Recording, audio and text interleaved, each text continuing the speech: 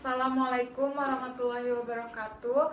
Perkenalkan, nama saya Mia Fitriani, kelas 11 IPA dari SMA Pramita. Sekarang saya ingin mewawancarai seorang narasumber mengenai upaya yang dapat kita lakukan untuk mencegah terjadinya pelanggaran hukum demi menciptakan keadilan dan keamanan bagi masyarakat. Silakan diperkenalkan dulu. Perkenalkan, nama saya Rizky Anggiawan. Saya seorang mahasiswa dari salah satu universitas swasta di Tangerang. Baik, langsung ke pertanyaannya. Yes. Upaya apa yang harus kamu lakukan untuk menghindari terjadinya pelanggaran hukum? Upayanya yaitu dengan kita memahami tata hukum yang berlaku di negara kita. Menurutmu, apa yang menyebabkan terjadinya pelanggaran hukum?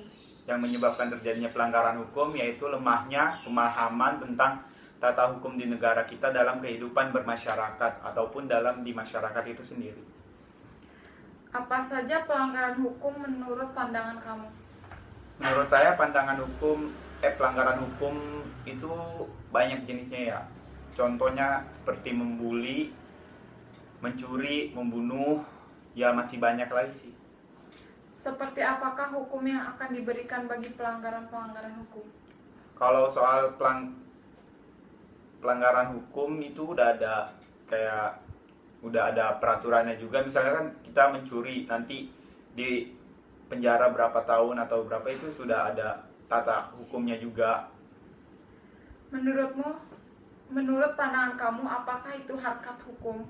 Harkat hukum yaitu dimanapun setiap manusia berada pasti berkaitan selalu dengan hukum. Apakah penegakan hukum di Indonesia sudah maksimal melihat masih banyaknya oknum-oknum koruptor di Indonesia?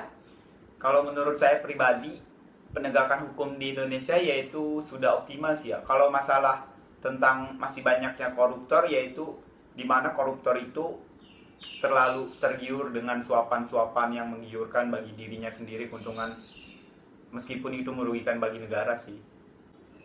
Apa yang kamu ketahui tentang perlindungan hukum?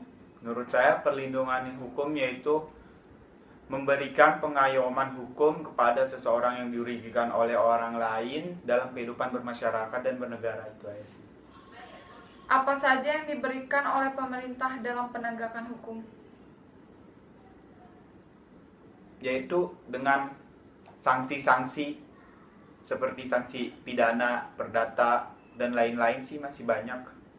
Kalau misalkan kita melanggar hukum pasti ada aja sanksi-sanksinya.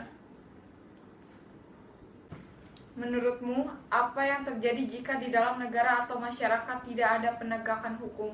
Menurut saya akan terjadinya kekacauan di negara ini, pembangunan pasti akan tidak tercapai dan keadilan sosial yang tidak bisa dijunjung. Bagaimana peran kamu sebagai masyarakat terhadap perlindungan dan penegakan hukum? Yaitu dengan menerapkan perlindungan dan penegakan hukum dalam kehidupan bermasyarakat dari tingkat paling bawah yaitu RT RW sampai seterusnya. Sudah cukup.